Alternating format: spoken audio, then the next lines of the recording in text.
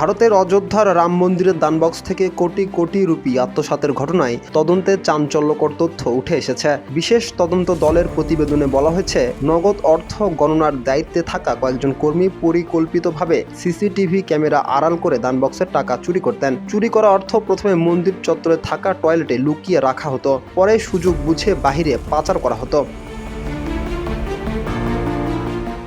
তদন্তের অগ্রগতির মধ্যে বৃহস্পতিবার নৈতিক দায় স্বীকার করে রাম মন্দির ট্রাস্টের 2 কর্মকর্তা পদত্যাগ করেছেন। এ ঘটনায় 8 জনকে গ্রেপ্তার করা হয়েছে এবং তাদের জিজ্ঞাসাবাদ চলছে। তদন্তে জানা গেছে, দানবক্সের টাকা ব্যাংকে জমা দেওয়ার সময় হিসেবে অসঙ্গতি ধরা পড়ার পর বিষয়টি সামনে আসে। পরে অর্থ গণনা কক্ষে গোপন ক্যামেরা বসিয়ে দেখা যায়, একজন কর্মী ক্যামেরার দৃশ্য আড়াল করলে অন্যজন নোটের বান্ডিল থেকে টাকা সরিয়ে নিজের পকেটে লুকিয়ে রাখতেন। এছাড়া বান্ডিলে অতিরিক্ত নোট ঢুকিয়ে পরে তা সরিয়ে নেওয়ার মাধ্যমে অর্থ আত্মসাৎ করা হতো।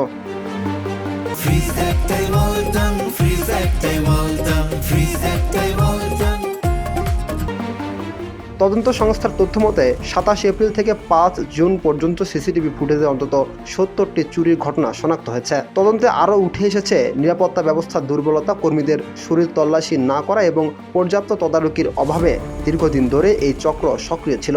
বিভিন্ন প্রতিবেদনে 7 থেকে 7.5 কোটি রুপি আত্মসাতের দাবি করা হলেও সরকারি হিসাবে এখনও ক্ষতির চূড়ান্ত পরিমাণ জানানো হয়নি। তবে এ পর্যন্ত প্রায় 70 লাখ রুপি উদ্ধার করা হয়েছে এবং তদন্ত অব্যাহত রয়েছে। রাকিব হাসান, ইত্তেফাক নিউজ।